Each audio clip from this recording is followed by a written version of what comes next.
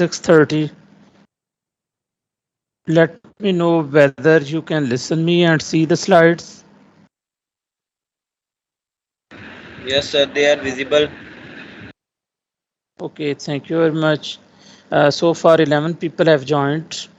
Okay, today we were discussing about basic entities of the universe and the basic conserved quantities excuse me and sir. how we make an yes, yes, sir please. बच्चे आहिस्ता आहिस्ता ज़रा join कर रहे हैं, थोड़ा सा wait कर लेंगे. मैं जस्ट चीज़ों को सिर्फ रिमाइंड रिफ्रेश ही कर रहा हूँ ओके ओके दो तीन सर. मिनट के अंदर. ठीक है.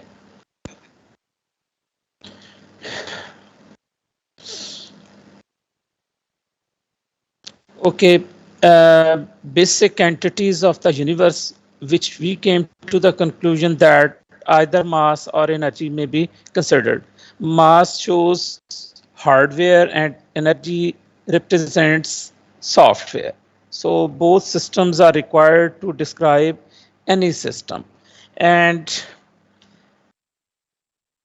both forms, these two forms, software and hardware, if they are considered to a system analogous described by Einstein, they may be assumed to be interchangeable, and hence single wave nature of the material can describe both forms.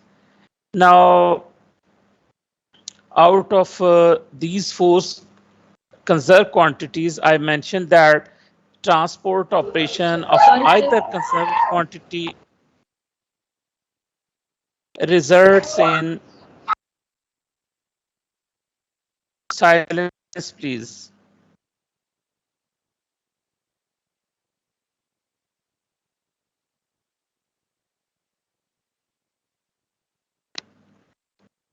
Okay. So whenever some transfer operation takes place, it always results in exchange of energy.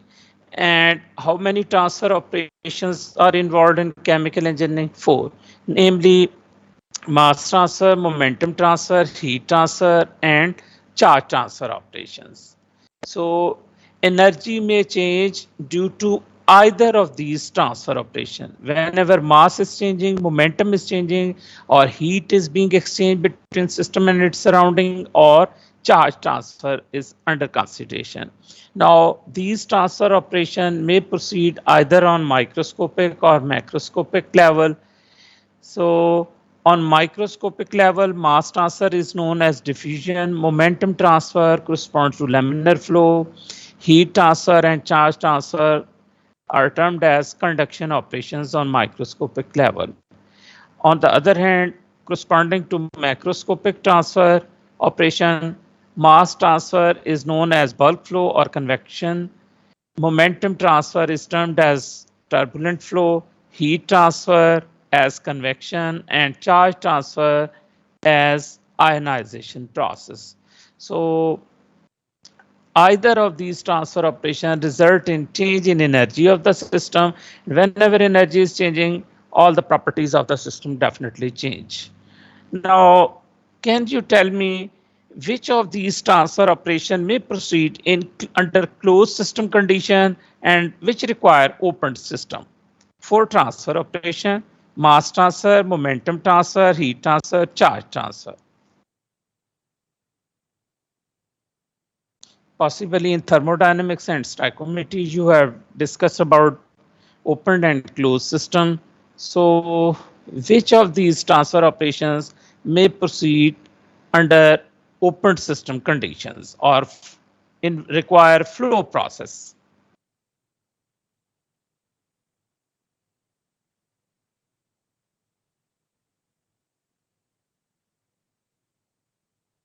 Any one of you, please.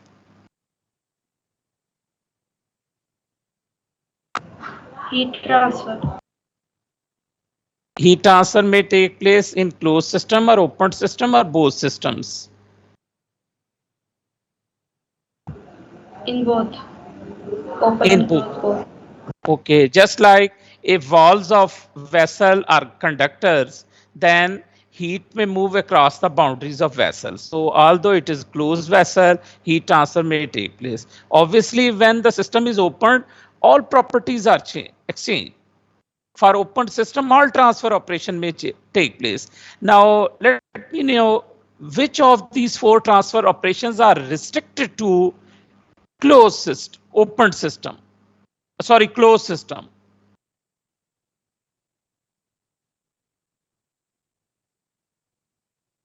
Whether mass transfer may take place within a closed system?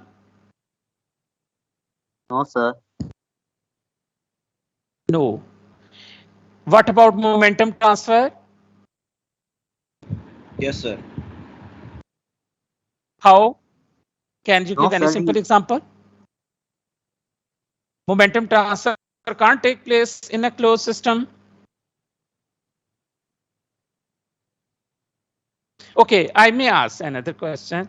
Whenever I am talking about transfer operation, whether it corresponds to between system and its surrounding through certain boundaries or within the system, within different constituents of the system.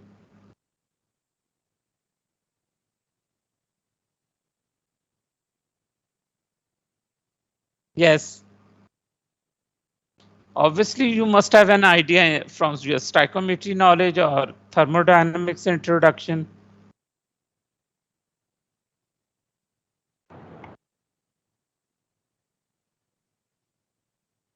Okay, respond whether answer is correct or wrong. Don't hesitate. Sir, mass transfer cannot happen at closed system. Okay, you are right, but I have put now a different question. Whenever we are talking about transfer operation, whether it corresponds to transfer or exchange between system and surrounding or within different constituents of the system. System and surrounding. Obviously, between system and surrounding, it means. Okay. So between the constituents, there is no resistance, there may be no barrier, but between system and surrounding, some boundaries, walls, they act as a barrier. So mass transfer can't take place between system and surrounding in a closed system. What about momentum transfer?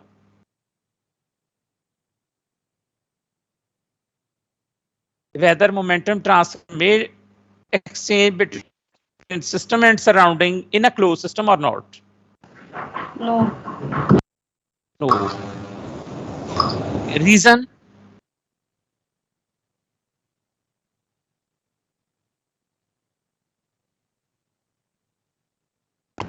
Because there can be any flow in a closed system. Okay. Do you have any idea about PV work or pressure volume work? If air is filled inside a membrane, inside balloon, whether the boundaries of balloon may exchange work with the surrounding or not? No, sir. Yes, sir. If we have piston cylinder system whose piston can move up and down as the pressure of the gas within the vessel is changed, can the piston may exert pressure or force or may exchange work with the surrounding or not? Yes, sir. It do. So which kind of boundaries are required for exchange of momentum between system and surrounding in a closed system? Movable. Movable or flexible or elastic boundaries. Okay. Have you any idea about piston bead system? If you got some capillary tube, you confine certain gas and at the end you insert some bead or some small piston. If bead can move back and forth, again it can exchange. So requirement for exchange of momentum between system and surrounding in a closed system is the use of flexible boundaries, elastic boundaries. If boundaries are rigid, then no momentum transfer may take place. Obviously, within open system, system, momentum transfer would be there. So same question about heat transfer. As one of you mentioned that if walls are conducting, then heat may exchange through walls of vessel in a closed system. So heat transfer may take place through closed as well as open system. And in under what circumstances no heat transfer would be exchanged between system and surrounding in a closed system? If walls of vessel are conductor or Insulator. insulator or adiabatic boundaries or walls are used. So if insulation is there, no heat transfer would be there. Okay. And what about last, charge transfer? Whether it may take place in a closed system or not.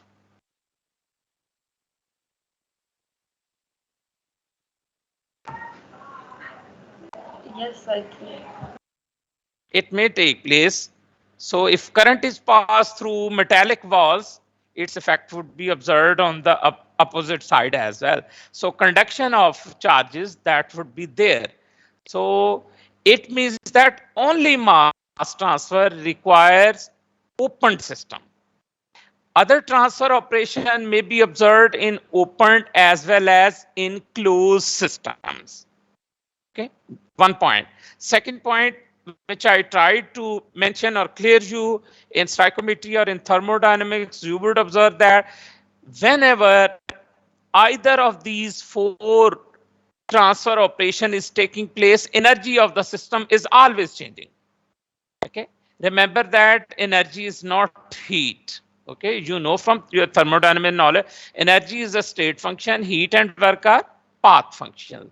So energy is always change whenever any transfer operation takes place, whether it corresponds to open system or closed system. So we got four means, four options, and four different types of boundaries are involved for four types of operation. One kind of boundary allows transfer operation, other doesn't allow. So if boundaries of system are permeable, porous, then definitely mass transfer or diffusion operation would be there. So pinholes, if they are present within the system, mass transfer would be there. So this is one aspect. Then out of these four different conserved quantities, if we converge to towards matter, or mass, we say that matter exists in a number of states. I have just given information, you might be familiar, definitely, usually, conventionally, 3 states of matter are considered, but now in the literature, 4th phase, plasma state is also under consideration. Plasma mean this is ionized gases.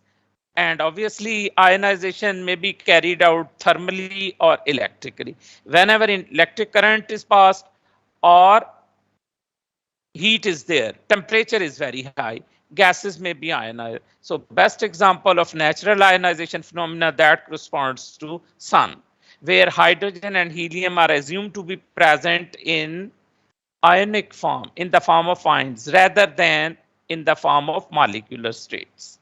So 4th state, and then in the literature from physics point of view, a number of other forms are also possible. So in the literature usually mentioned that now we got 12 or even more types of different states of matter. But from our course point of view, conventional engineering, chemical engineering point of view, we are usually interested in first 3 definitely, plasma under certain conditions, not usually, but 5th one, supercritical fluid or fluid state is also under consideration. So about this state, definitely you may have heard in your thermodynamics or physics courses, system is above its critical point, it behaves in different way, it is in between gas and liquid. Density is higher than gas, but less than that of liquid. So due to this difference, a lot of benefits are observed. One typical example I may just mention, but you would study later on in your mass transfer courses, that is supercritical extraction. How we may get benefit. So can you mention any supercritical fluid? One of the most common supercritical fluid. Definitely you have observed about heard about phase diagram in physics or in say thermodynamics or stoichiometry. Can you give any simple example of supercritical fluid or fluid? Okay, water and carbon dioxide, two best examples of supercritical fluid. For other forms I have mentioned, you may go and search on, say, Google, number of different forms, but they are usually from physics, important from physics point of view. We are usually interested in first three forms along with fifth one. So gas, solid, liquid. Now we converge or shrink toward our subject, that is particle technology. So what comes to your mind, whether the term particle is restricted or confined to solid state only, liquid state only, gaseous state only, or all these three states?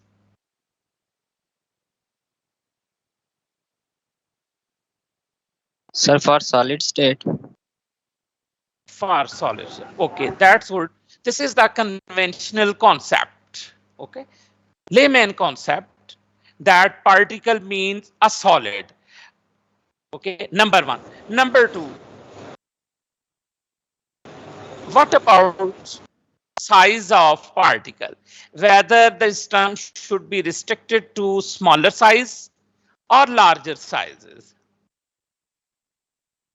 From layman point of view. For smaller size. Okay, obviously, layman concept says that particle means small size solid fragment. Okay, size is small and stated solid.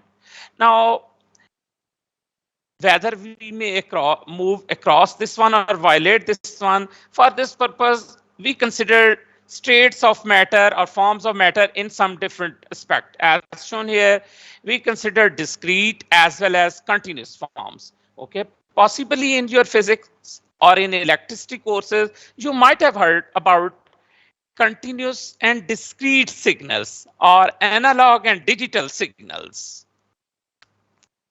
Have you heard these terms in your physics or electricity courses?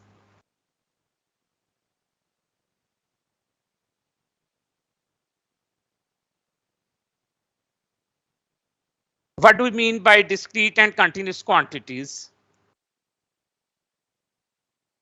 Not only in physics or electricity, possibly in statistics, you might have heard the term discrete and continuous quantity. Discrete मतलब बिखरा हुआ. Okay, what about continuous? Continuous means uniform flow. Okay, concept is somewhere different.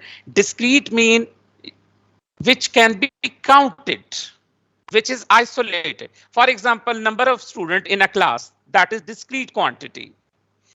Number of people maybe say 30 or 40 or 50, but never 30.5 or 30.2136. So only integral values at certain intervals. So in between, in a certain interval between A and B, if A and B are the boundaries of certain interval, discrete quantity is always finite within an interval. On the other hand, continuous quantities, they may be infinite within a finite interval. Okay.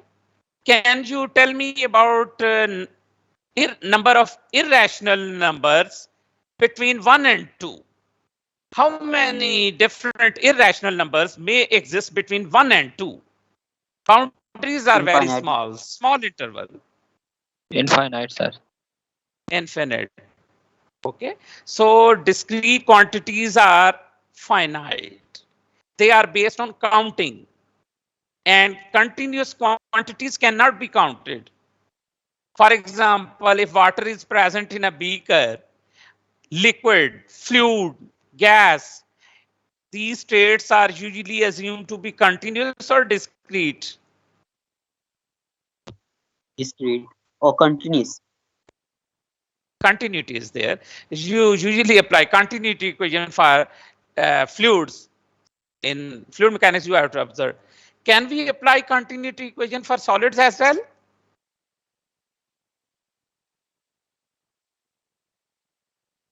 m dot rho ua, this is your conventional continuity equation. Possibly you have discussed it in your fluid mechanics course. Am I right or wrong?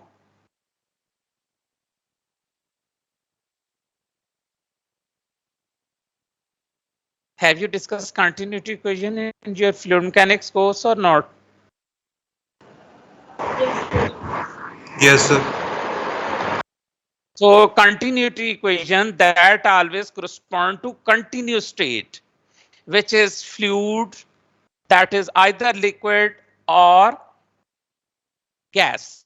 So mass flow rate of solid cannot be determined by expression rho UA. Okay. So next comes to the mind whether we may transform discretized quantities into continuous one or continuous into discrete one. Is it possible to discretize a system?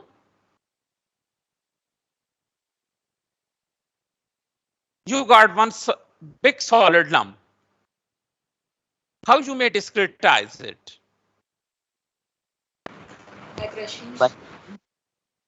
Yes, answer is Sir, by correct. applying force. By Applying force on it. what would happen on application of force? If I try to press a rock particle between hands, what would happen? Particle would become discrete. Yeah.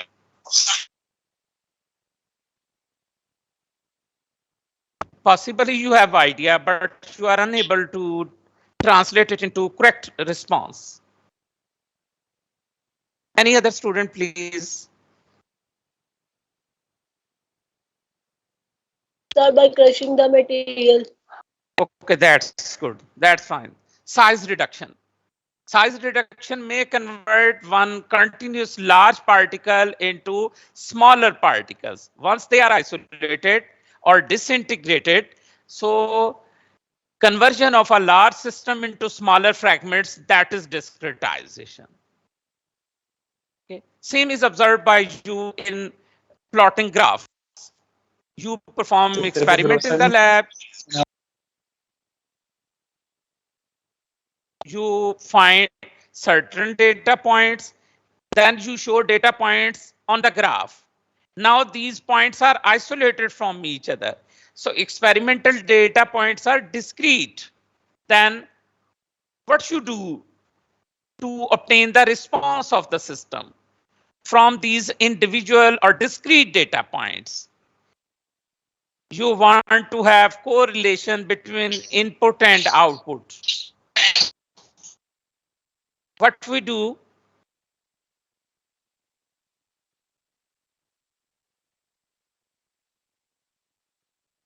We try to join the points.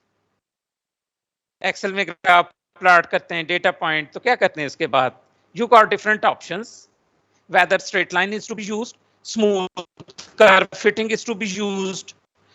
So whenever you join these points, whether through line or through curved line, you are trying to convert discrete data points into continuity. So continuous response is observed by joining individual data point. On the other hand, if you are asked to find response corresponding to certain input, you consider X value projected to the and read corresponding Y value. Now this is your discrete response. So this is reduction. Okay. Now next question arises whether in fluid mechanics you have ever observed we can convert liquids into discrete form or not?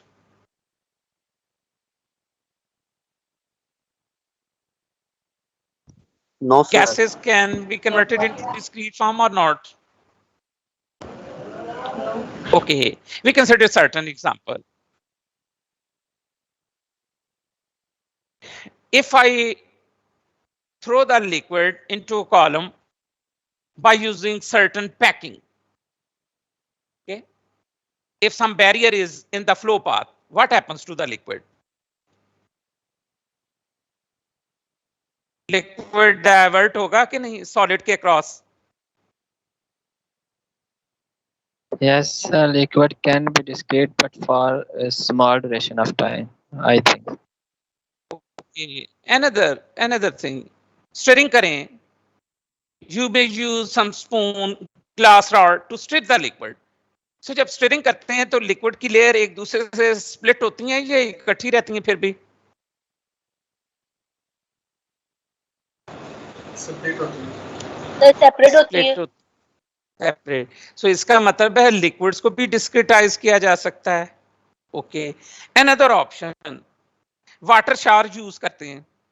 Showering जब कर रहे हैं, fountain को use कर रहे हैं, तो liquid के ड्रॉपलेट्स हमें अलग अलग नजर आते हैं या लिक्विड का कंटिन्यूस जेट नजर आ रहा होता है? Sir continuous jet. नोजल में से लिक्विड निकल रहा है, अलग अलग ड्रॉपलेट्स नहीं नजर आते अलग अलग? आते After some time, they lead to continuity. But once single droplet, single molecule is leaving, not molecule, but small fragment is moving, it is always in the form of droplet. Okay, what about rain? Rain होती है तो दोनों तरह के option हैं, cloud burst भी हो जाता है और यूजुअली आज भी धुआंधार बारिश हुई है। तो स्टार्ट में किस तरह होता है वार्म अप जब करते हैं? रेन स्टार्ट होती है तो किस तरह नजर आता है लिक्विड वाटर? कंटिन्यूटी में नजर आता है या ड्रॉपलेट्स नजर आते हैं? सर जब रेन स्टार्ट होती है तो कंटिन्यूअस और बाद में ड्रॉपलेट्स।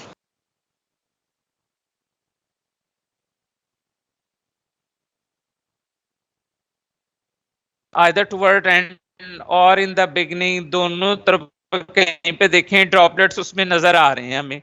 कंडेंसेशन जब भी स्टार्ट होती है उसमें भी ड्रॉपलेट्स का भी तस्वर होता है, फिल्म का भी फिल्म भी होती है, फिल्म इन कंटिन्यूटी और लेयर। सो ड्रॉपलेट्स लिक्विड के भी होते हैं, ड्रॉपर यूज करते हैं, इंजेक्टर यूज करते हैं। Okay, what about gas? Gas को क्या डिस्क्रिटाइज किया जा सकता है या नहीं?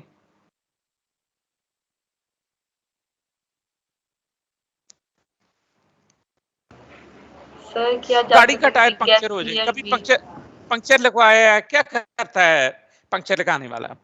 ट्यूब को कैसे वो उसको रिपेयर करता है, क्या करता है? सर वो सोप से फाइंड आउट करता है कि पंचर पहले किधर हुआ और पहले ट्यूब में एयर फिल करता है, फिर उस ट्यूब को किसके अंदर डिप करने की कोशिश करता है, आइदर सोप और वाटर। तो वाटर के अंदर क्या होता है, क्या चीज नजर आती है? एयर बबल्स नजर आते हैं या नहीं? Yes sir. तो ये बबल्स क्या हैं? ये कंटिन्यूअस होते हैं या डिस्क्रीट होते हैं? अलग अलग काउंट हो सकते हैं bubbles? No sir. Yes, sir. हर वो चीज जो अलग नजर आ रही है may be counted, that should be termed as discrete. बहुत रैपिड रेट होगा मुश्किल हो जाएगा। क्यों? Smaller bubbles tends to merge with each other. तो जब तक मर्ज नहीं हुए अलग काउंट हो सकते हैं। So merging and separation both are continuously observed, लेकिन to some extent we may be able to observe discrete gas bubbles. ठीक है, काउंटिंग मुश्किल है तो उसकी भी डिफरेंट टेक्निक्स हैं, हाई स्पीड कैमरास हैं उनसे कैप्चर कर सकते हैं, नंबर ऑफ बबल्स में बी काउंटेड। अगर ह्यूमन आई काम नहीं कर सकती तो हाई स्पीड कैमरा जिससे हम उसको कैप्चर कर लेते हैं। कभी देखते हैं क्रिकेट मैचेस होते हैं उसके अंदर भी कितने शानदार लिक्विड ड्रॉपलेट्स जो है कैमरे से टेक्निक से दिखा रहे होते हैं, कैसे वो नीचे फॉल कर रहे हैं, एक ड्रॉपलेट का पाथ दिखा रहे होते हैं। So they may be captured, technology is available. अब कॉमन एग्जांपल जितनी मैंने दी है उनके अंदर क्या मैसेज हमें मिल रहा है कि गैसेस हो, लिक्विड्स हो, सॉलिड्स हो, ऑल थ्री फॉर्म्स में बी डिस्क्रीटाइज्ड। उसकी टेक्निक हर एक की अपनी अपनी है। एयर बबल्स हैं, बबल्स नजर आएंगे तो डिस्क्रीटाइज है, स्टिरिंग करेंगे तो लिक्विड सेपरेट हो जाएगा। लिक्विड गैस के फ्लो पाथ में सॉलिड पार्टिकल ग्लास स्पीड्स डाल देंगे कॉलम के अंदर तो अक्रॉस द पैकिंग लिक्विड और gas is diverted, layers are split. So जहां पे भी स्प्लिटिंग होती है वहां पे हम क्या कहते हैं, system is being converted into discretized system. ठीक है, सो दोनों काम हो सकते हैं, सॉलिड्स के अंदर लिक्विड गैसेस सबको हम डिस्क्रीटाइज करते हैं। अब डिस्क्रीटाइज करने का फायदा क्या है? यहाँ पे भी देखें ऊपर मैंने फॉर्म्स ऑफ मैटर जो शो की हैं. One is discrete form, that is known as particle. Other is continuous form, which is usually termed as medium, liquid medium, gas medium, fluid medium. Solid medium usually हम नहीं use करते, although solid में भी continuity लाई जा सकती है, लेकिन इतनी appropriate नहीं है. सॉलिड में कंटिन्यूटी लानी है तो कैसे करेंगे? छोटे छोटे पार्टिकल हैं, किस तरह उन्हें हम कंटिन्यूस बना सकते हैं? क्रिस्टलाइजेशन से. नो, रेनी सीजन है, घरों के अंदर साल्ट्स हैं, स्पाइसेस हैं, किचन में पड़े हुए होते हैं, तो क्या होता है उसको अगर हम नमकदानी यूज कर रहे हैं, शुगर पॉट है, शुगर निकालने की कोशिश कर रहे हैं, चिलीज को निकालने की कोशिश कर रहे हैं, क्या होता है उनको रेनी सीजन के अंदर? इवन जो ग्राउंड फ्लोर है, आटा पड़ा हुआ है, क्या होता है उसको? नमी की वजह से सर मॉइस्चर. ओके, सो ज़हन में क्या आता है? Some kind of binder is required. Binder डाल देंगे तो अलग अलग एंटिटीज इकट्ठी हो जाएंगी. चीजों को तोड़ना है, इंतशार पैदा करना है, तो उनके अंदर बिल्कुल जैसे हम रखना डालना हो, शरंगेजी करनी हो, कोई प्रोपेगेंडा कर दें, दो लोगों को लड़वा दें, अलग कर दें, और कोई अच्छी बात करें तो एक टेबल टॉक पे दोनों को ला के, दोनों के दर्जनों लोगों को लाके बिठा दें, तो वो क्या होगा? कंटिन्यूटी आ जाएगी. सो यही चीज सारी यहाँ पे है. हम जितनी साइंस इंजीनियरिंग के अंदर घर की एग्जाम्पल से उठा के देख लें, एंड तक साइंस इंजीनियरिंग में यही काम कर रहे हैं. कभी चीजों को जोड़ते हैं, कभी तोड़ते हैं, और मैं बार बार जिस तरह क्लास में कहता हूँ, जोड़ने तोड़ने के अंदर ही चीजें समझ आती हैं. अगर एक कॉम्प्लेक्स स्ट्रक्चर है, समझ नहीं आता, ब्रेक डाउन करें, क्या क्या उसके कॉन्स्टिट्यूएंट हैं, केमिकल एनालिसिस करते हैं. क्यों करते हैं? कंपोनेंट्स का पता चले. आंख से देखने से नजर नहीं आ रहा, एक इतना बड़ा लंप है, इसमें कौन कौन से मिनरल्स हैं, ठीक है, तो तोड़ेंगे, एनालिसिस करेंगे, अलग अलग कंपोनेंट्स हमारे सामने आ जाएंगे. और अगर अलग अलग कंपोनेंट्स हैं, मिक्स करना है, बाइंडर डाल दें, इकट्ठे हो जाएंगे. ठीक है. सो बेशुमार एग्जांपल घर के अंदर बेसन यूज कर रहे हैं, आटा है, शुगर है, अदर पार्टिकल्स हैं, इनको स्टिक होते हुए, लंप्स बनते हुए, कंटिन्यूटी भी हम देखते हैं. और ड्राइनेस जब भी करते हैं जरा सी, तो क्या होता है? वही लंप के अंदर जो पार्टिकल्स होते हैं, क्रिस्टल्स होती हैं, अलग अलग हो जाती हैं, तो डिस्क्रिटाइज हो जाती हैं. अब ये डिस्क्रिटाइज करने का हमें फायदा क्या है? सो एक तो ये चीज याद रखें, यहाँ पे हमारा तस्वर टूट गया है. लेमैन कॉन्सेप्ट है, यहाँ पे भी देखें मैंने जो शो किया है, means of knowledge transfer.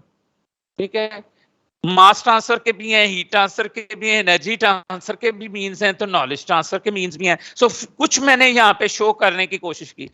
For example, letter, word, sentences class में पढ़ते हैं, बुक्स को पढ़ते हैं, जर्नल्स पढ़ते हैं.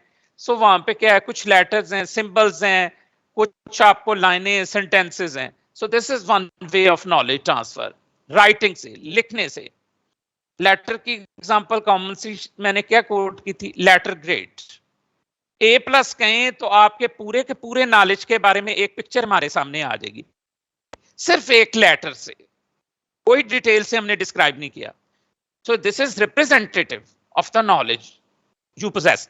सेकंड ऑप्शन, अब इसी के अंदर नेक्स्ट ऑप्शन है एक्सप्रेस करने के लिए, we may use different languages, colloquial और slang language. Layman concept, not technical language. अब मैंने जिस तरह कोशिश की, बहुत सारी टेक्निकल चीजों को घर के अंदर मिर्च मसालों से एग्जांपल्स कोट करने की कोशिश की, तो दिस करस्पॉन्ड्स टू लेमैन. कोई उसके पीछे hi-fi science engineering involve नहीं है, आम इंसान जिसको समझ पाए. So this is slang language. Then technical language known as jargon. ठीक है, just like we use the word of discrete and continuous quantities.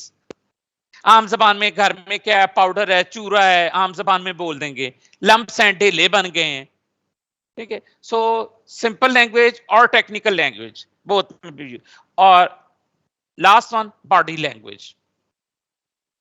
Okay, body language may also be used to communicate knowledge. Remember that knowledge, if you got certain knowledge, it require no means. आपके चलने फिरने, बातचीत करने, बोलने, बैठने, discuss करने, describe करने, interact करने से एक एक चीज आपकी, इवन आप बेड पे बैठे हैं, रेस्ट कर रहे हैं, खाने पीने के अंदर आपकी पूरी की पूरी बॉडी लैंग्वेज हो, बोलना, चलना, फिरना, सोना, हर चीज बता रही होती है कि बंदा जो है वो पढ़ा लिखा है या नहीं पढ़ा लिखा।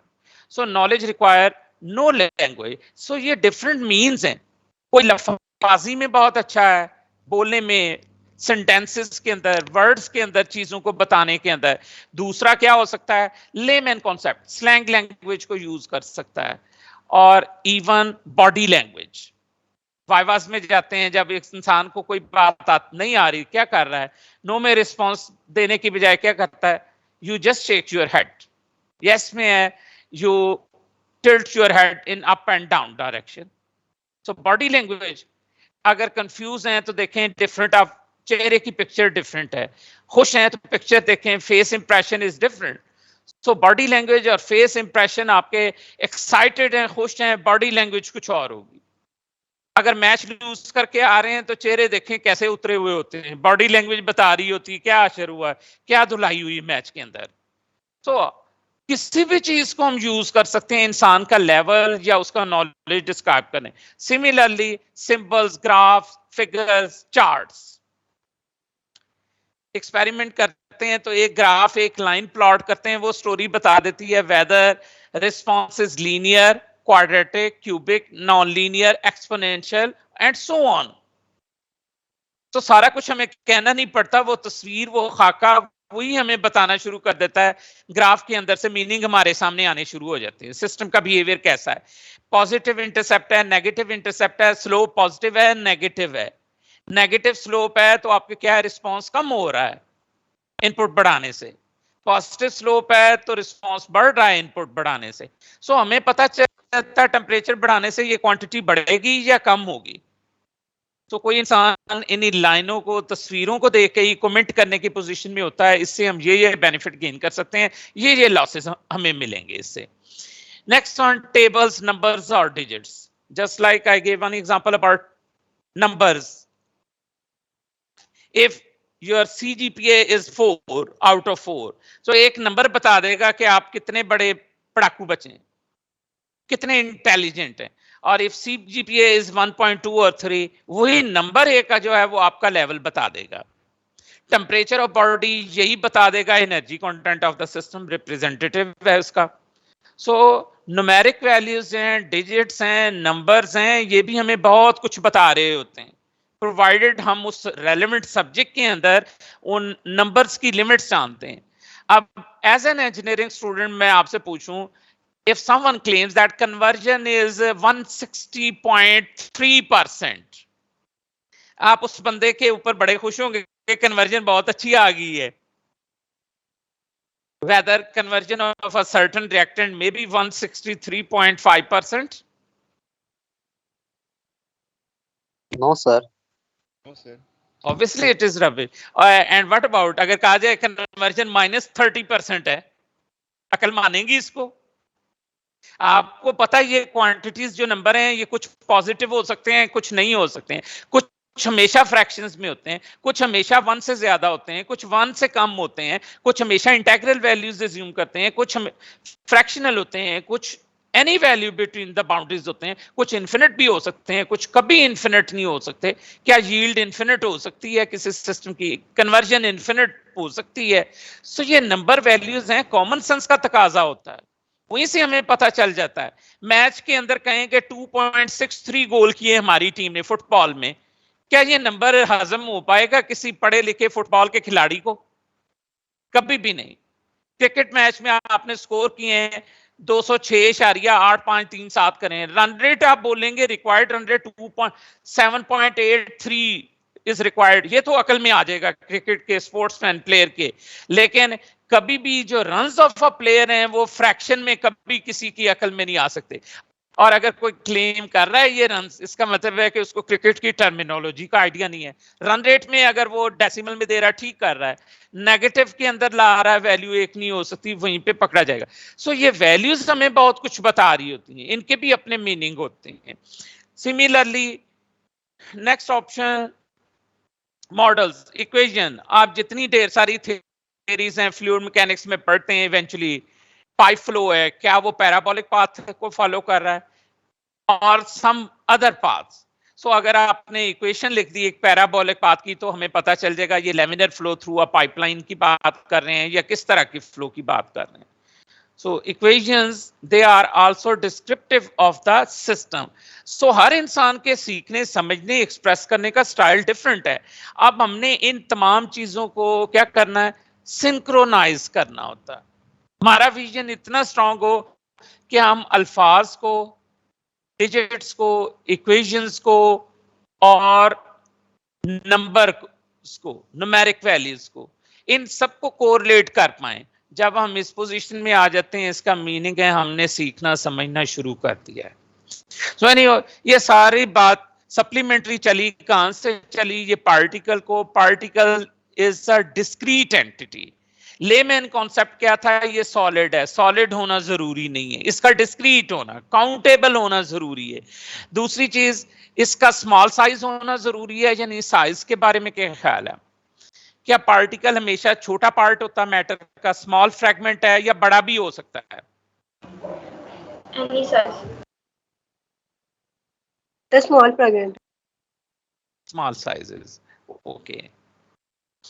अभी देखें, मैंने एक वर्ड बोला है पार्टिकल की बेसिक रिक्वायरमेंट, या यहां पे भी देखें क्या लिखा हुआ है, डिस्क्रीट एंटिटी। क्या कोई बहुत बड़ा वजूद, भारी भरकम इंसान भी आपके सामने हो सकता है, उसको दो इंसान काउंट करेंगे या एक करेंगे? जितना मर्जी टॉल हो, जितना मर्जी फैट हो, काउंट क्या होगा, एक होगा, डिस्क्रीट है। वजन उसका बेशक 200 पाउंड आ जाए, 400 पाउंड, 600 पाउंड ले, 1000 पाउंड पे आप किसी चीज को ले जाएं, but as long as it can be counted, it is one particle. अब अगला क्वेश्चन मेरे ज़हन में आता है, क्या अर्थ को मैं पार्टिकल एज्यूम कर सकता हूं? क्या सन को मैं एज पार्टिकल ले सकता हूं? स्टार्स और प्लैनेट्स को क्या पार्टिकल एज्यूम किया जा सकता है? इलेक्ट्रॉन, प्रोटॉन, न्यूट्रॉन को क्या पार्टिकल एज्यूम किया जा सकता है? सर मेरा एक क्वेश्चन है। तो कर सकते यस, हैं। सर जब ये हम पार्टिकल एज्यूम कर रहे हैं तो ये हम एज्यूम करते वक्त ये देखें कि हम किसके कोरस्पॉन्डिंग इसको एज्यूम कर रहे हैं। जैसे हम अगर इलेक्ट्रॉन को वो एटम के लिहाज हो गए, जैसे आपने कहा ये अर्थ को, तो सर अगर हम गैलेक्सी वगैरह को करें उसके अकॉर्डिंग तो हम कोरस्पॉन्डिंग तो हम ले सकते हैं उसको पार्टिकल। अगर उसका मैं कंपैरिजन ना कहूं, ना जाऊं इसमें, फिर नहीं मैं कंसीडर कर सकता हूं, यानी मैं रिलेटिवली कहूंगा।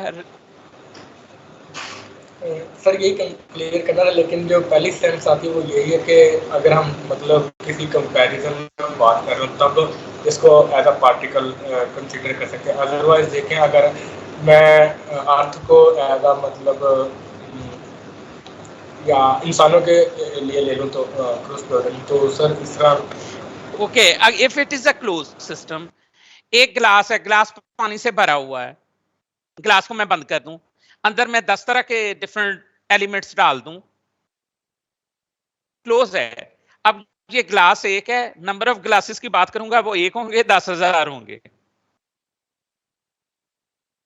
नंबर ऑफ ग्लास एक ही। अब जमीन है, जमीनें 10,000 हैं या 50,000 हैं, या मैं अपनी अर्थ की बात कर रहा हूं, वो एक है या 10,000 हैं? जिस प्लेनेट पे हम रह रहे हैं सर, वो जमीनें दो हैं। अमेरिका वालों की जमीन अलग है, एज अ प्लेनेट मैं इसे कंसिडर कर। सर जी मरकरी वीनस वगैरह तो है। As a planet, Earth is a discrete entity or a continuous entity? Discrete. Discrete. Sun, entire sun जितना मर्जी बड़ा हो जाए, one entity. Moon, one entity. ठीक है, अब जब काउंट कर रहे हैं, ये जमीन जिस पे रह रहे हैं इतनी बड़ी है, ये पाकिस्तान में रह रहे हैं या अमेरिका में रह रहे हैं, अर्थ एक ही है। बेशुमार चीजें इसके अंदर हैं, सब कुछ इसका सबसेट है। एक सिस्टम का सब सिस्टम्स हैं हम लोग अंदर जो एग्जिस्ट कर रहे हैं। सो अगर इस चीज के अगेंस्ट जाने शुरू हो जाएं, बाल की खाल उतारनी शुरू कर दें, एक एटम पे आ जाएं, एटम के आज जिस तरह 100 से ज्यादा हिस्से हैं, हर छोटे से छोटे हिस्से पे चले जाएं, तो क्या मैं सिर्फ स्मॉलेस्ट एंटिटी को ही कहूंगा कि ये पार्टिकल है और atom as a whole particle की डेफिनेशन से बाहर आ जाएगा? नो। जब मैं एटम कह रहा हूं, एटम अपने तमाम सब पार्टिकल, सब एटॉमिक कंस्टिट्यूएंट्स के साथ मिलके एक एंटिटी बन रहा है, ठीक है? तो बॉडी है, इंसान को कह रहे हैं ह्यूमन बीइंग। ह्यूमन बीइंग को क्या हम कट कर सकते हैं? ह्यूमन ना कहें, किसी और को कह लें। एनिमल को है, स्लॉटरिंग करते हैं, उसको ज़िबा करते हैं हम, तो एनिमल के कितने हिस्से कर देते हैं? आप खाल को अलग कर देते हैं, हड्डियों को अलग कर देते हैं, गोश्त को अलग कर देते हैं, ठीक है? गंदगी है वो अलग होगी, फिल्थ जो है, चर्बी अलग होगी, फैट अलग कर देते हैं, छिछड़े अलग कर देते हैं, हर चीज आप काट के अलग कर देते हैं। तो क्या वो 10,000 बकरे थे, या एज अ गोट मैं कहूंगा तो वो एक सिंगल एंटिटी होगी? Yes sir, I got the point. As a got single entity. लेकिन जब आप उसको कट कर देते हैं तो आप उसको फर्दर डिस्क्रिटाइज सब सिस्टम में डाल रहे हैं। सब सिस्टम में जब अलग अलग कर देंगे तो वो जिंदा तो नहीं है, उसकी एग्जिस्टेंस खत्म हो गई है। अलग अलग नए पार्टिकल जरूर बना दिए आपने उससे। सो याद रखें, साइज की there is no constant particle के लिए। लेमैन कॉन्सेप्ट था जो इंसानी आम ज़हन में यही था, पार्टिकल का लफ्ज बोलते हैं वो छोटा है। अब इसके बजाय क्या बोलते हैं? समटाइम पार्टिकुलेट की टर्म यूज कर देते हैं। सो एनीवे ये लफ्जी बहसों की बजाय उनके जो लिटरल मीनिंग की बजाय टेक्निकल मीनिंग होते हैं वो ज्यादा अहम होते हैं, ठीक है? जस्ट लाइक हर किताब के अंदर देखें, हर लफ्ज के जब तक आप लिटरल मीनिंग ले रहे हैं वो एक वर्ड है, जब आप खास बैकग्राउंड के अंदर बात करते हैं वो टर्म बन जाता है। एटम के लिटरली मीनिंग जस्ट लाइक, इसी को मैं ले लेता हूं, इनडिविजिबल। तो जो चीज डिवाइड ना हो सके वो एटम कहलाती है। क्या ये रियलिटी में ही ऐसा है? जिसको हम टर्म कह रहे हैं क्या वो इंडिविजिबल है? नहीं, ये डिविजिबल है। सो तस्वर ओरिजिनेट एक खास बैकग्राउंड में हुआ, वो लिटरल मीनिंग थे, और जब अपने लिटरल मीनिंग से कोई चीज आजाद हो जाती है तो वो टर्म बनती है। क्रोमैटोग्राफी, क्या ओरिजिनल कॉन्सेप्ट था क्रोमैटोग्राफी का? क्रोमस के क्या मीनिंग है? कलर्ड। तो इनिशियली क्रोमैटोग्राफी किस काम के लिए यूज हुई? कलर्ड सॉल्यूशन की सेपरेशन के लिए। तो आज हम क्रोमैटोग्राफी को क्या कहते हैं? It involves which transfer operation और principal? Adsorption. Different solution adsorb at different rates within a certain adsorbent and they may be separated. So आज ये तकसीम खत्म हो गई। जब आपको किसी चीज का कुछ पता नहीं होता तो सती से अल्फाज जो आपकी जबान में है वो एक्शन में आते हैं। सो ग्रीक फिलोसोफर, उनकी जबान का आम सा सती लफ्ज क्या था? जो चीज डिवाइड ना हो, एटम था। इनडिविजिबिलिटी का कॉन्सेप्ट उन्होंने कहा, ये आगे नहीं टूट सकता, ठीक है? जस्ट लाइक देखें, जिले लाई की जबान से अल्फाज में निकलते हैं, क्या बन जाते हैं? क्या ये आपका जो है खुशाब नाम कैसे पड़ा? बैकग्राउंड से फेमिलियर होंगे। जिले लाई शेरशाह सूरी से मंसूब है। इलाके से गुजरे, पानी पिया, बड़ा मजेदार, बड़ा अच्छा, पर्शियन जबान थी। तो क्या फरमाया? ई खुश आबस्त, पानी बहुत, ये पानी बहुत अच्छा है इलाके का। और मुकामी लोग जो शायद फारसी से नाबलद थे, उन्होंने कहा ये क्या बोल रहे हैं? ई का मतलब ए इलाका, खुशाब, खुशाब एदा ना खुशाब पा दो, ठीक है? इसी तरह जिले लाई पहुंचे, आज का जो भेरा इलाका है ये भी शेरशाह से मंसूब है। तो क्या हुआ शेरशाह के साथ ट्रेजेडी इस इलाके से गुजरते हुए? एनीवन, कोई आप में से भेरा के इलाके का हो, गिरदोनवा का हो, उसके ज़हन में हो ये नाम कहां से ओरिजिनेट हुआ?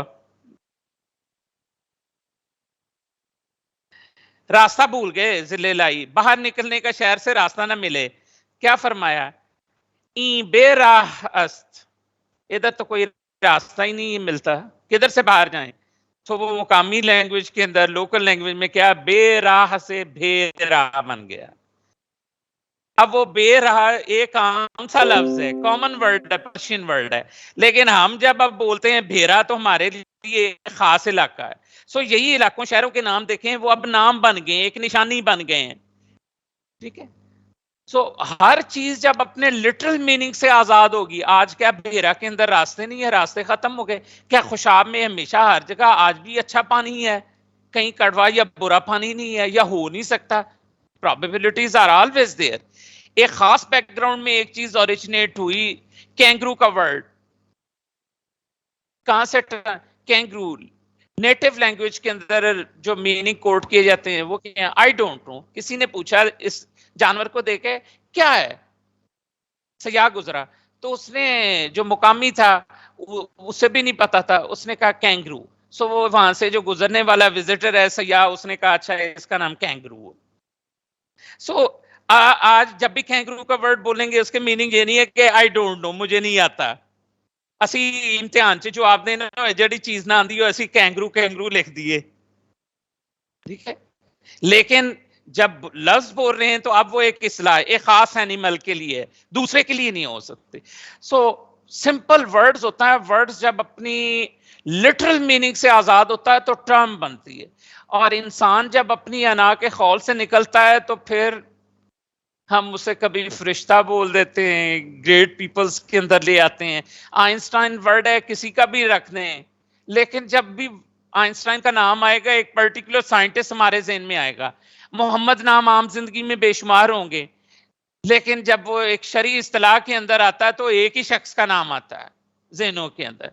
सो आम सी चीजें हैं, लिटरल मीनिंग से आजाद हो गए तो वो हमारे लिए टाइकॉन बन गए, लीडर बन गए हमारे लिए, ठीक है। सो यही चीज यहाँ पे है कि आम खास बैकग्राउंड में चीजें ओरिजिनेट होती हैं खास कॉन्टेक्स्ट के अंदर, लेकिन जब उस कॉन्टेक्स्ट स्याको सबाक से वो बाहर निकल आती हैं तो उन्हें फिर हम सिंपल वर्ड की बजाय क्या कहते हैं, टर्म है, टर्मिनोलॉजी आ जाती है, विच इज जारगोन। पढ़े लिखों की अपनी जबान वजूद में आ जाती है, लेमैन अपने लिहाज से उसे एक्सप्लेन कर रहा होता है, लेकिन पढ़ा लिखा उसे डिफरेंट एंगल से देख रहा होता है। तो एनीहो अब जरा आगे बढ़ने की कोशिश करते हैं कि हमने मैटर को दो फॉर्म्स में कहा, एक पार्टिकल की फॉर्म है, एक मीडियम। मीडियम यूजुअली हम किसको कह रहे हैं, कंटिन्यूस फेज को। सॉलिड में भी कंटिन्यूटी है, जस्ट लाइक जिस तरह मैंने कहा पाउडर्स हैं, बाइंडर्स डाल दें इकट्ठे हो जाएंगे, लार्ज लंप बन जाएगा। सो लंप्ड मास जो है वो कंटिन्यूस है, और पाउडर्ड मास डिस्क्रीट है। लिक्विड ड्रॉपलेट्स हैं, डिस्क्रीट हैं। लिक्विड लेयर और लिक्विड फिल्म है, पेंट की कोटिंग करते हैं, लेयर बनाते हैं, फिल्म बनाते हैं वॉल सरफेस पे, तो ये कंटिन्यूस है। पेंट्स के अंदर क्या हम डिस्क्रीटनेस चाहते हैं, दरमियान में क्रैक्स चाहते हैं इस फिल्म के अंदर आए पेंट के? नहीं। तो हर चीज को कंटिन्यूस या डिसकंटिन्यूस हम बना सकते हैं, तो it means her state of matter जो है वो डिस्क्रीट भी हो सकती है और कंटिन्यूस भी हो सकती है। अब यही चीज देखें स्लाइड के ऊपर टर्म को लिखा गया, पार्टिकल, लेमैन कॉन्सेप्ट और लिटरल मीनिंग देखें। टाइनी पीस और माइन्यूट फ्रैक्शन और part of solid. Colour change करके पर्पस क्या है, दो डिफरेंट एस्पेक्ट इसमें लेमैन कॉन्सेप्ट में involve. One about the size tiny piece, other about the state solid. और टेक्निकल टर्मिनोलॉजी के अंदर हम क्या कहते हैं, particle is discretely identifiable entity which is dispersed or scattered in a continuous fluid phase or medium. So any discrete entity is known as particle. Everything which may be counted, that is particle. So countable quantities are particles.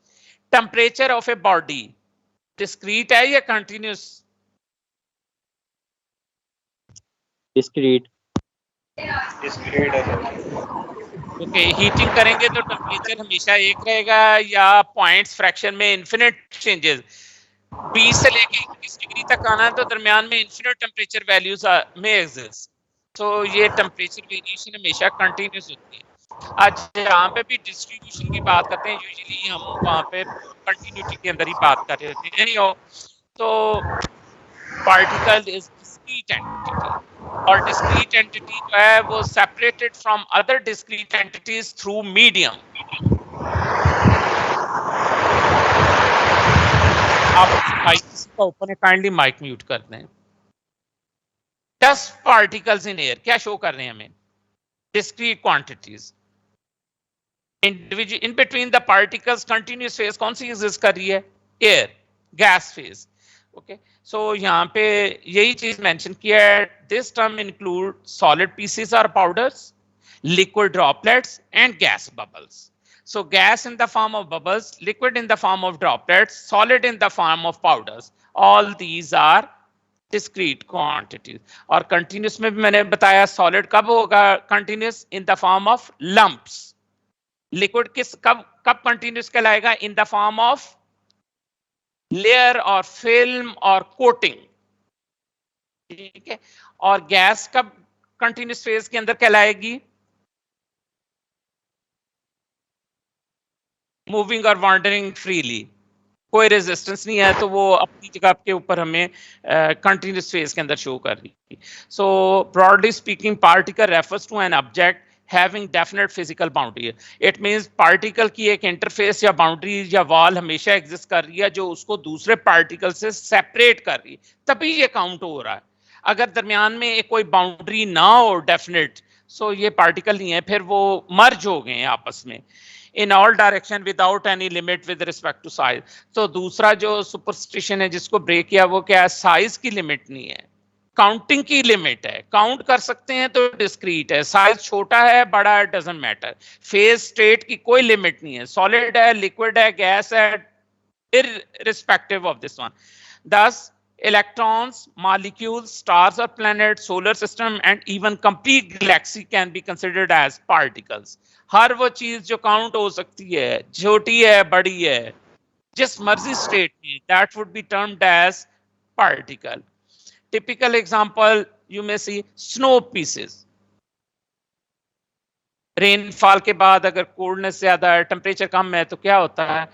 Snowfall हो रही है. सो snow के जो है ice के छोटे छोटे particles हैं, दे में बी काउंटेड. पड़े हैं तो आपस में क्या होता है? मर्ज होने शुरू हो जाते हैं. जब मर्जिंग शुरू हो गई है तो कंटिन्यूटी आ गई.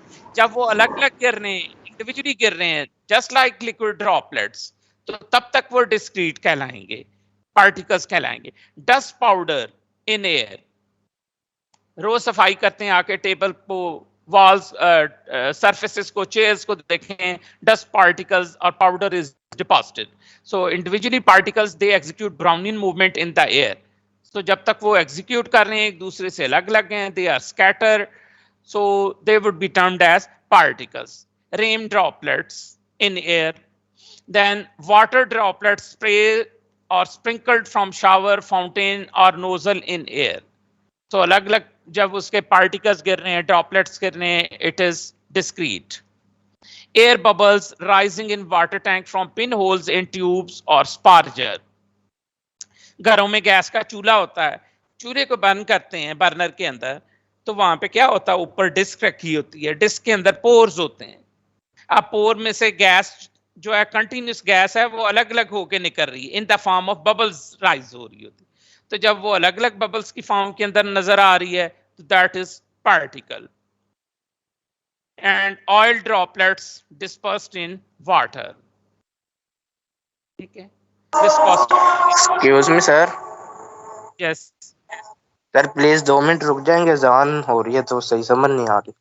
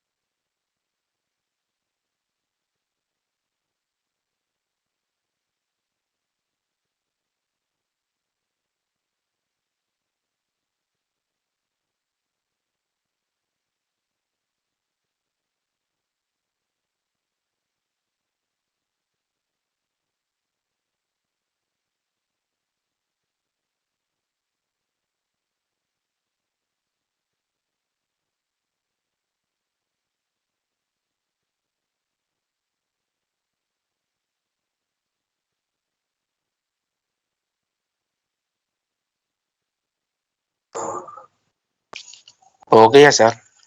Okay, thank you. Next, what do you mean by the term particle technology? तो मैंने जितनी स्टेटमेंट लिखी है ये कोर्स आउटलाइन की एक तरह से समरी रिफ्लेक्ट करने की कोशिश की है इसके क्या मीनिंग। अब लास्ट टर्म और इस टर्म के बारे में कह दूं, number of time I have given some short question in the exam, what do mean by term particle और पार्टिकल टेक्नोलॉजी।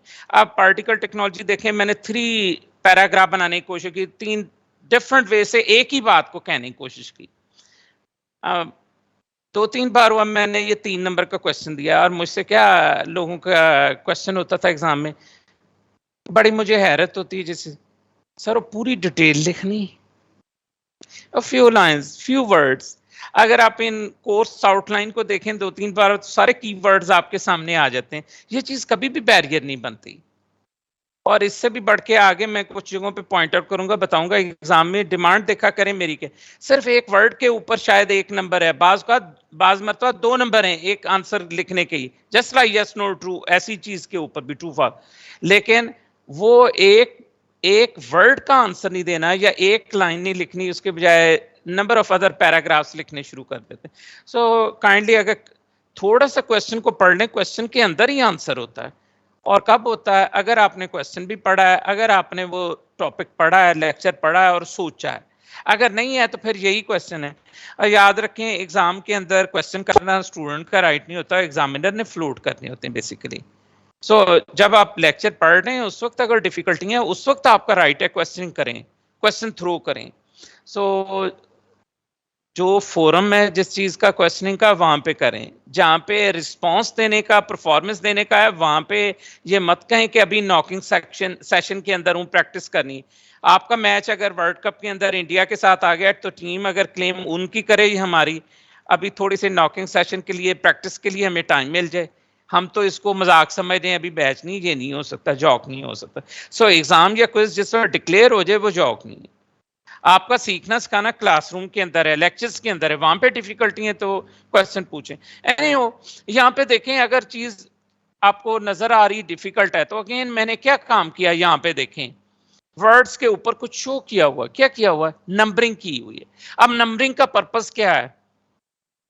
सब्जेक्ट के थीम के हिसाब से ही लिंक करें। अभी जो टर्म हमने बोली है एक प्रीवियस टर्म, लास्ट टर्म, उसी के रेफरेंस से क्या ज़हन में आता है? कीवर्ड्स, बहुत सारे की आइडियाज होते हैं, तो क्या करते हैं हम उन्हें कंटिन्यूटी को डिस्क्रिटाइज कर देते हैं। तो नंबरिंग भी जो कर रहे हैं वो डिस्क्रिटाइज ही कर रहे हैं ना। अब कितने वर्ड्स हैं इसके अंदर देखें, पार्टिकल टेक्नोलॉजी को डिस्क्राइब, 6 वर्ड हैं।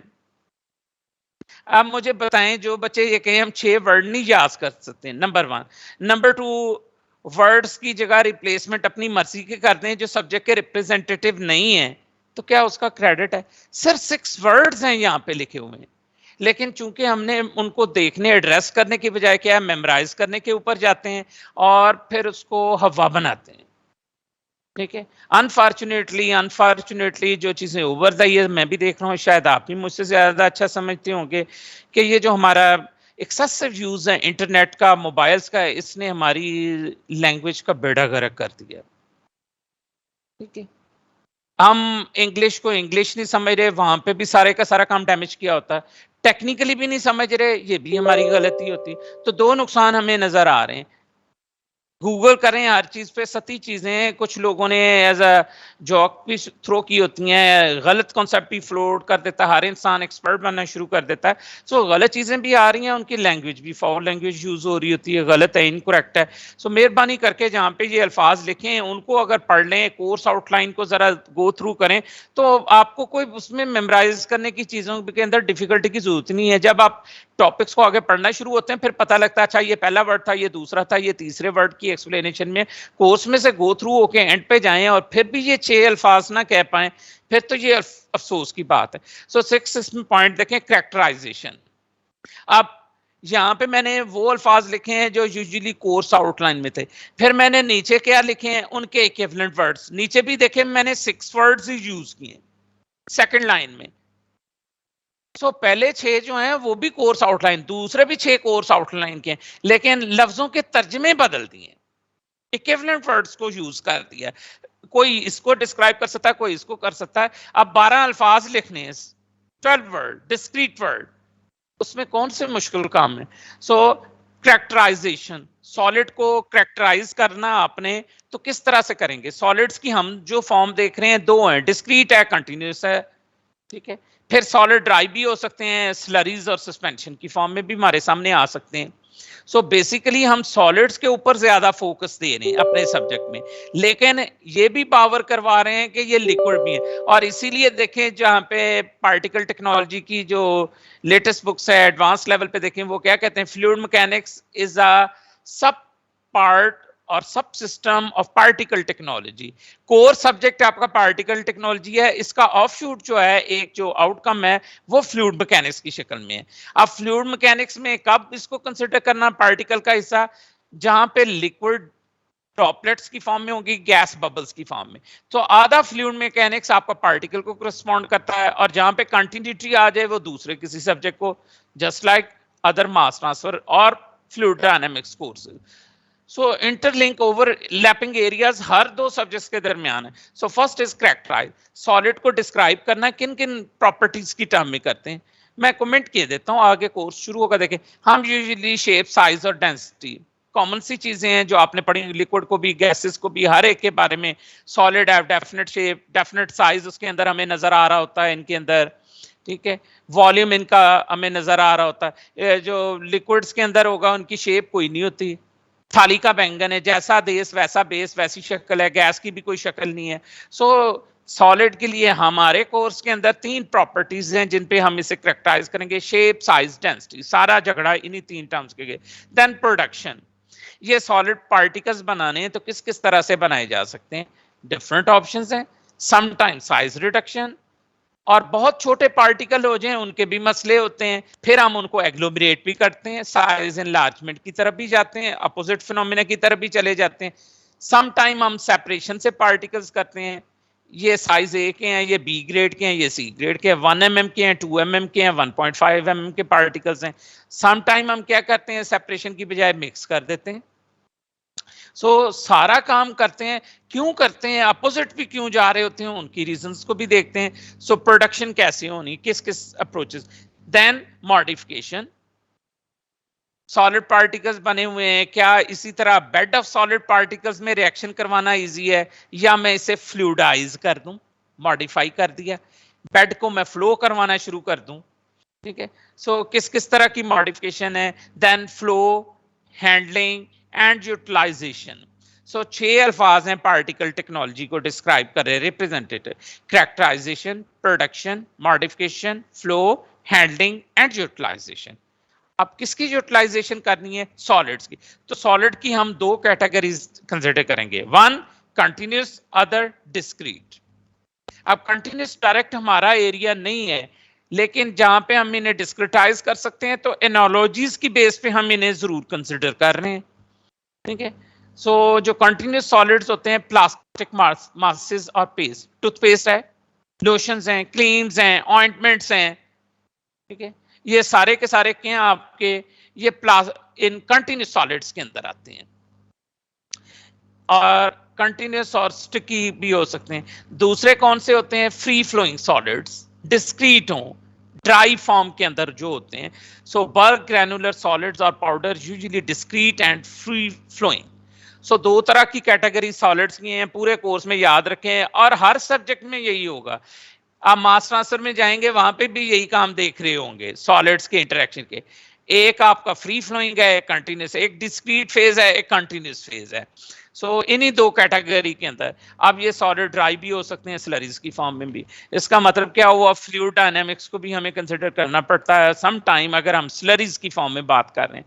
अगर सिर्फ ड्राई पार्टिकल्स की बात हो रही है तो फिर फ्लूइड डायनामिक्स नहीं आएगी, लेकिन ड्राई सॉलिड के अंदर भी क्या फ्लूइड्स का रोल खत्म हो जाता है?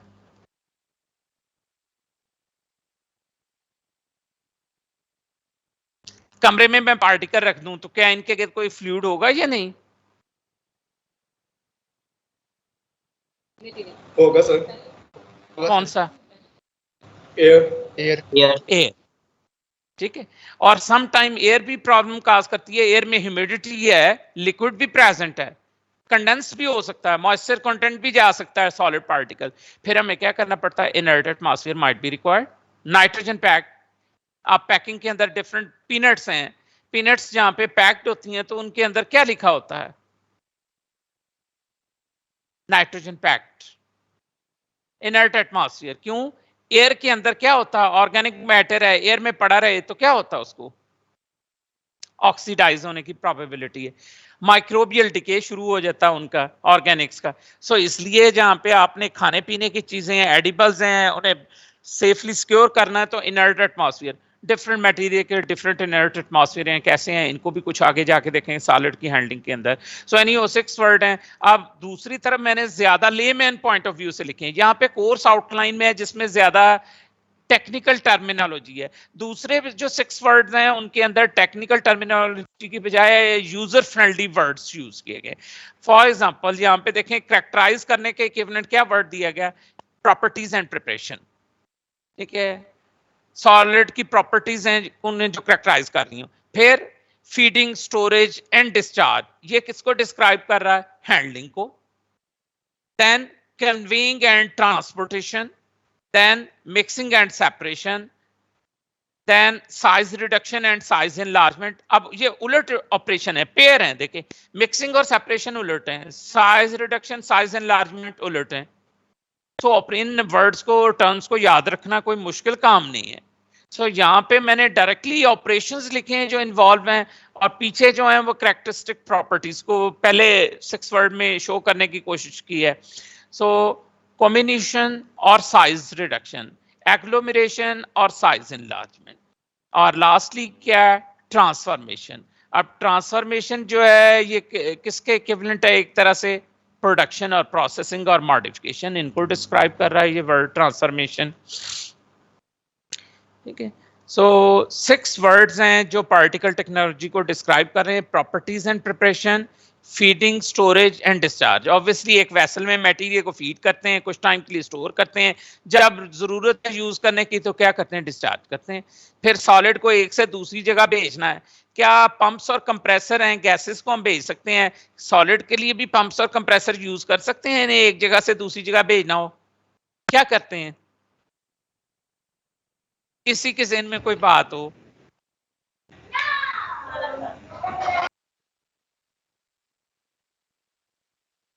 सॉलिड्स की ट्रांसपोर्टेशन, शिपिंग के लिए, कंटिन्यूस ट्रांसफर के लिए क्या करते हैं, सर उनको मेल्ट करते हैं हम। मेल्ट करना जरूरी है, यानी लिक्विड बनाएं। Okay, may be one option. अगर आपको कॉपर ट्रांसपोर्ट करना है, कॉपर को मेल्ट करके हम आगे भेजेंगे।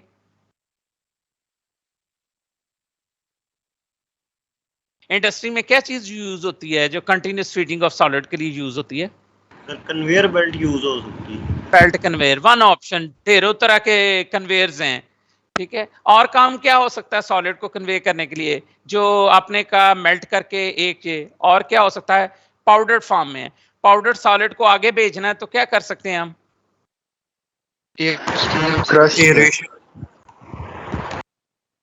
हाथ पे डस्ट पार्टिकल्स हैं, चाक पार्टिकल डालें और ब्लो करें, फूंक मारें तो क्या होगा उन पार्टिकल्स को, दे वुड बी स्कैटर्ड, डिस्पर्स। तो क्या हो सकता है, न्यूमेटिक कन्वेइंग। ये कब होगी, पार्टिकल हैवी होंगे या लाइट, ऑब्वियसली लाइट और फाइन पार्टिकल्स हैं तो उनको हम फ्लूइडाइज कर सकते हैं, आगे कन्वे किया जा सकता है। सो डिफरेंट ऑप्शंस हैं जिनको हम यूज कर सकते हैं। और इन द एंड अगर इसको देखें, एक लाइन के अंदर का यहाँ पे मेंशन किया है, particle technology involves the study of disperse materials in a continuous fluid medium. अब देखें वही अल्फाज हैं, जब आपने जो मटेरियल डिस्पर्स होता है तो वो मटेरियल क्या बन जाता है, पार्टिकल्स में डिवाइड हो जाता है, पार्टिकल्स में कन्वर्ट हो जाता है, डिस्क्रीट फॉर्म में चला जाता है। सो याद रखें, हर वो चीज जो एयर के अंदर हम अलग अलग देख रहे हैं वो डिस्क्रीट है, ये डिस्पर्स्ड है, स्कैटर्ड है, हवा में बिखरी हुई चीजें, मुंतशिर हैं, आइसोलेटेड हैं एक दूसरे। सो आइसोलेशन जब होगी तो वो डिस्क्रीट चीज है। सो आइसोलेशन है, साथ ही सराउंडिंग मीडियम है, एयर तो खत्म नहीं हो सकती, वैक्यूम की हम बात नहीं कर रहे। सो वैक्यूम के अंदर होगा तो वहां पे आपका कंटिन्यूस मीडियम नजर नहीं आएगा, वो एग्जिस्ट नहीं कर रहा होगा। लेकिन हमने तो अर्थ पे रहना है, तो अर्थ पे ये एयर तो खत्म नहीं हो सकती, प्रेजेंट होती है, तो सम टाइम बेनिफिशियल है, सम टाइम प्रॉब्लमेटिक है। प्रॉब्लमेटिक है तो फिर हम क्या करते हैं, इवैक्यूएशन, वैक्यूम अप्लाई करते हैं, एयर को रिमूव करें। और अल्टरनेटिवली एयर की बजाय फिर क्या होता है, फ्लो को अगर मेंटेन करना होता है, इनर्ट गैस, इनर्ट मीडियम को यूज किया जाता है। सो एनी हो continuous and disperse medium combination, ये सारे का सारा एग्जिस्ट कर रहा है। और पार्टिकल में हमारा फोकस किस मीडियम पे होना है, डिस्पर्स, डिस्क्रीट पे, कंटिन्यूस पे नहीं होना। कंटिन्यूस मीडियम भी साथ साथ है, इसीलिए हमने देखे हैं इसकी एनालॉजीज या सिमिलरिटीज ऊपर भी कुछ बातें मेंशन की हैं। दोनों चीजें साइड बाय साइड हैं। ये दुनिया में कभी नहीं हो सकता एक जगह पे सिर्फ और सिर्फ डिस्क्रीट एंटिटीज हैं, कंटिन्यूस ना हो। रब ने जो एयर का जो सारे का सारा स्फीयर पे हमारे गिर्द बिछा रखा है, ये कंटिन्यूटी भी शो कर रहा है। वाटर के अंदर कोई चीज चले जाए, सॉलिड फेंक दें, तो सॉलिड्स के गिर्द क्या होगे, लिक्विड प्रेजेंट है, लिक्विड कंटिन्यूस होगा। जो सॉलिड हमने अंदर फेंक दिए हैं, या फिश हैं, अगर फिश पानी के अंदर एग्जिस्ट कर रही हैं, तो they are discrete entities and surrounding water is continuous medium. So दोनों चीजें साइड बाय साइड चल रही।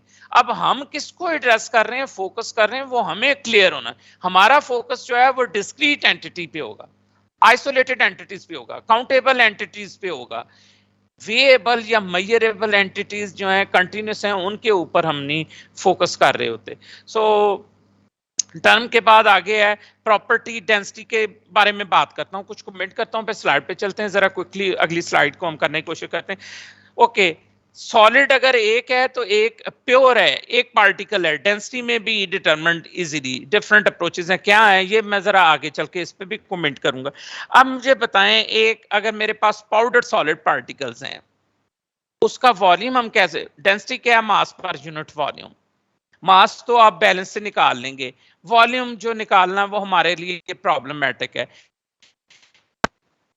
क्या बेड ऑफ पार्टिकल्स का वॉल्यूम हमेशा यूनिक, क्या सॉलिड पार्टिकल्स का वॉल्यूम सैंड पार्टिकल्स का वॉल्यूम निकाल सकता हूं?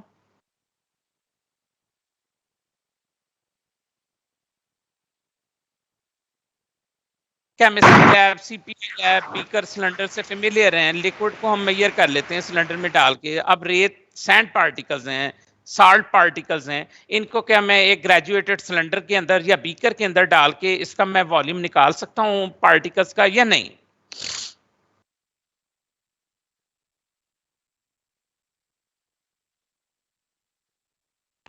बिल्कुल सर, निकाल नो सर। दोनों ऑप्शन है। अच्छा, नो में अब ज्यादा साउंड्स हैं, रीजन बता सकते हैं क्यों नहीं निकाल सकते? सर आपने पाउडर्ड फॉर्म कहा है ना? जी, पाउडर फॉर्म। जी सर, निकाला जा सकता। सिलेंडर में डाल के वॉल्यूम मेजर हो जाएगा?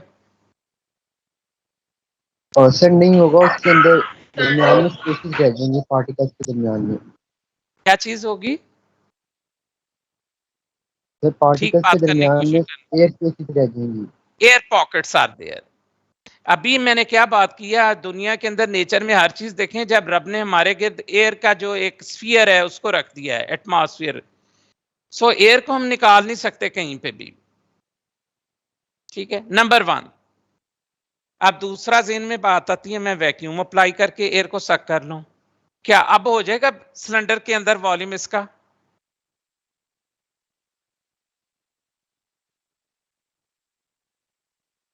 जी ओके, चलें। सिलेंडर के अंदर वॉल्यूम लिक्विड्स के सॉल्यूशन के तो मेजर किए होंगे आप लोगों ने। अब मुझे बताएं, लिक्विड को जब सिलेंडर में या बीकर में डालते हैं, किस में वॉल्यूम मेजर करना इजी है, सिलेंडर में या बीकर में? एक्यूरेट किस में है, बीकर में या सिलेंडर में?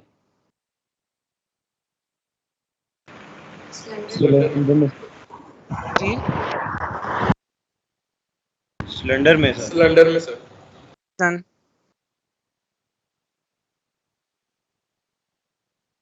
क्या वजह है?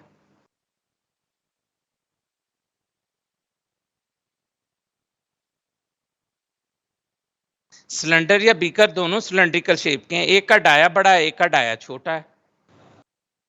जब इसकी मेनिस्कस लिक्विड की देखते हैं, किस में मेनिस्कस जो है वो रीड करनी इजी है, बीकर में या सिलेंडर में? सिलेंडर में सर। अच्छा, अब मैं सिलेंडर से और थिन करके कैपिलरी ट्यूब बना दूं, फिर अब और अच्छा हो जाएगा।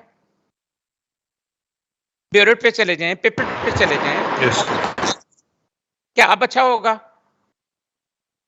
सर एक्यूरेट हो जाएगा, फिर वो ज्यादा एक्यूरेट हो जाएगा। ओके, जब डायामीटर छोटा होता है तो कोई मसला तो नहीं होता लिक्विड के सरफेस रीड करने में? लिक्विड का लेवल क्या होना चाहिए जब सिलेंडर में रीडिंग देते हैं? ऊपर नीचे होना चाहिए, वाइब्रेटिंग हो, टिल्टेड हो, किस तरह का लेवल होना चाहिए जब आपने वॉल्यूम रीड करना सिलेंडर के अंदर?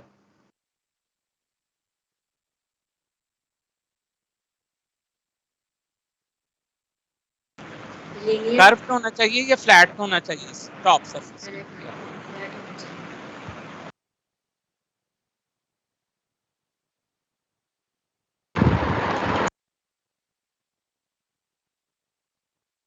ये सारी चीजें जो है मेरे हिसाब से मैट्रिक लेवल से जब यूज कर रहे हैं, ना भी हो घर में भी हो, कॉमन सेंस की बातें हैं।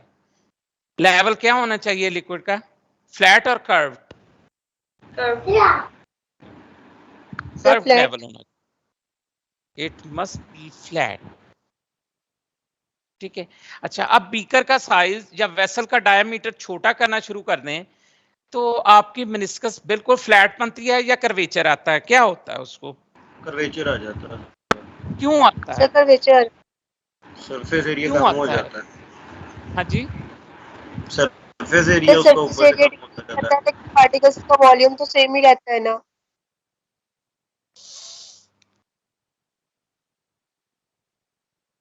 Small narrow diameter thin tube, एक लिमिट से डाया छोटा करते चले जाएं तो मेजरमेंट के अंदर जो लेवल है मेनिस्कस है रीड करने में डिफिकल्टी आती है, क्यों आती है?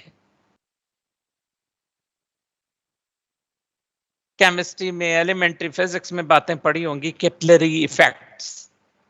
कैपिलरी ट्यूब में जब जो चीज जाती है एडहेसिव कोएसिव फोर्सेस के बैलेंस चेंज होता है तो क्या होता है, मेनिस्कस स्ट्रेट नहीं रहता, कर्व्ड हो। इसीलिए टू मच नैरो जो होती हैं ट्यूब्स हैं उनके अंदर मेजरमेंट रिलायबल नहीं। एक लिमिट तक छोटा करें, बड़े पे क्यों नहीं हम प्रेफर करते? बड़े में कैपिलरी इफेक्ट नहीं है, बीकर में नहीं है, सिलेंडर में ज्यादा है, सिलेंडर से ज्यादा ब्यूरेट में ज्यादा है, पिपेट में ज्यादा है। ठीक है, लेकिन बीकर में वॉल्यूम मेजरमेंट रिकमेंड नहीं करते, प्रेफर नहीं करते। बीकर को हम कहते हैं ट्रांसफरिंग वेसल के लिए यूज करें, मेजरिंग वेसल के लिए ना करें। क्यों?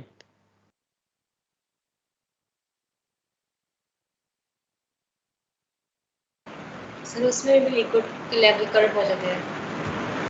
ओके, 1 mm जो है वो आपके 6 इंच के डायमीटर में 1 mm का फर्क डाल दें लेवल में, क्या वो ज्यादा एरर देगा या आप 1 इंच के डायमीटर में 1 mm हाइट में डिफरेंस डाल दें उससे ज्यादा एरर आएगी? सर हाइट से ज्यादा डिफरेंस आएगा।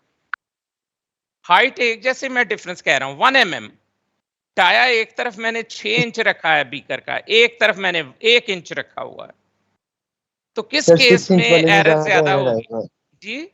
6 इंच वाले में, 6 इंच वाले में सर। 6 में क्यों? वॉल्यूम ऑफ सिलेंडर क्या फार्मूला होता है, ज्योमेट्री में पढ़ते हैं क्लास 4 5 से, एलिमेंट्री क्लासेस से। Excuse me sir. यस जी सर 5 मिनट्स रहेगी।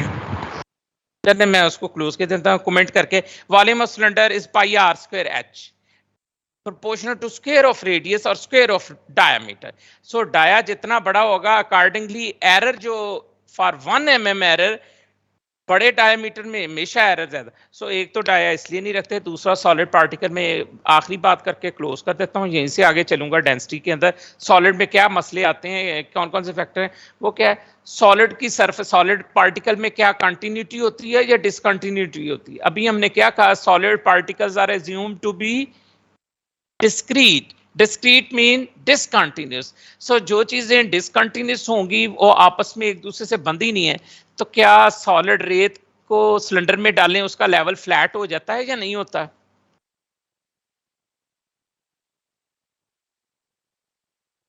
क्विकली रिस्पॉन्ड करें ताकि मैं बात को क्लोजिंग की तरफ ले जाऊं। क्या लेवल फ्लैट हो जाएगा? रेत आपने डाली सिलेंडर में,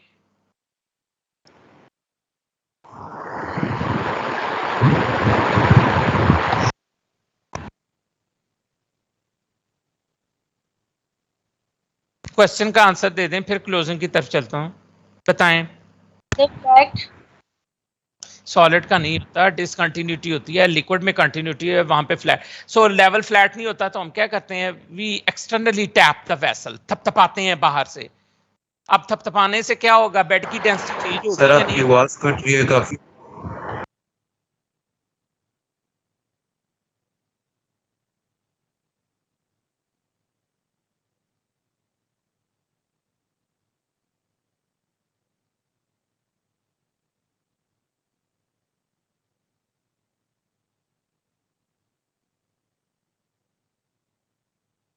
Okay, I'm going to stop here. I may send the slides to you.